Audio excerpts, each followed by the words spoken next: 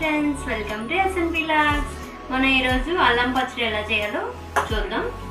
ముందు అల్లాన్ని ఒక అరకేజీ తీసుకొని ముందుగా అల్లాన్ని తొక్క తీసి కొంచెం ముక్కల్లా కోసి ఇలా కొంచెం ఫ్రై చేయాలన్నమాట. ఇలా ఫ్రై చేసిన అల్లాన్ని పక్కన పెట్టుకోవాలి. స్టవ్ ఆఫ్ చేసి అల్లం పచ్చడిలోకి మనకు కావాల్సిన పదార్థాలు ఎండుమిర్చి ఒక 12-13 తీసుకొని పొడి చేసుకున్నాను. తర్వాత ఒక పావు కేజీ బెల్లం తీసుకొని ఇలా గుండ్లా చేశాను. తర్వాత కొంచెం చింతపండులో వేడి నీళ్ళు వేసి నానబెట్టుకోవాలి. తర్వాత ఎలా మిక్సీ ఇవన్నీ కలిపి మిక్సీ ఎలా పట్టాలో చూపించాలి. మనం ఎప్పుడు అల్లాన్ని ఇలా మిక్సీలో వేసి గ్రైండ్ చేయాలి. ఇలా గ్రైండ్ చేశాక ఇందులోకి తగినంత బెల్లం వేయాలి.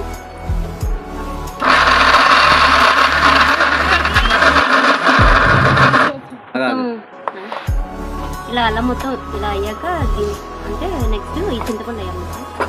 అల్లం బెల్లం యాడ్ చేసాం కదా, కొంచెం గ్రైండర్ అయ్యాక మనం చింతపండు వేసి ఇలా కలపాలి. కలిపాక మళ్ళీ మిక్సీ పట్టాలి.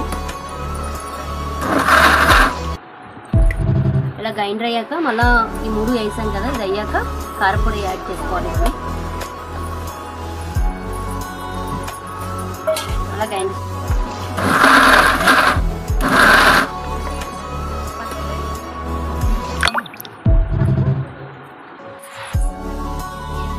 ఇలా 3 మిశ్రమాలు అంటే గ్రైండర్ అయ్యాక కొంచెం తగినంత ఉప్పు వేయాలన్నమాట. అలా ఒకసారి కలుపుకున్నాక తాలింపు పెట్టడం. పచ్చడి గ్రైండర్ అయింది. ఇది పక్కన పెట్టుకొని తాలింపుకి ఏంటేంటి ఉండాలో చూద్దాం. 3 ఎండుమిరపకాయలు, 1 స్పూన్ ఆవాలు, 1 స్పూన్ జీలకర్ర, తగినంత కరివేపాకు. కళాయిని పొయ్యి మీద పెట్టుకొని కొంచెం ఆయిల్ యాడ్ చేసాం.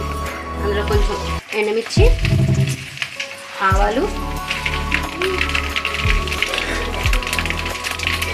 జీలకర్ర, కరివేపాకు.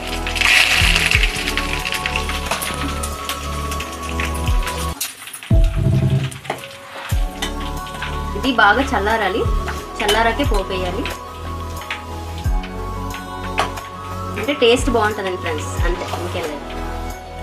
మనం చేసుకున్న తాలింపు అనేది చల్లారింది. ఇందులో ఇందాక గ్రైండ్ చేసుకున్న పచ్చడి యాడ్ చేద్దాం.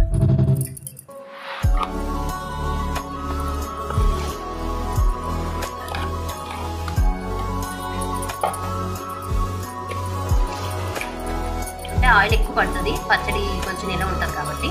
ఇది ఇడ్లీలోకి, దోశలోకి చాలా చాలా బాగుంటుంది ఫ్రెండ్స్. మీరు కూడా ట్రై చేయండి. Thank you for watching.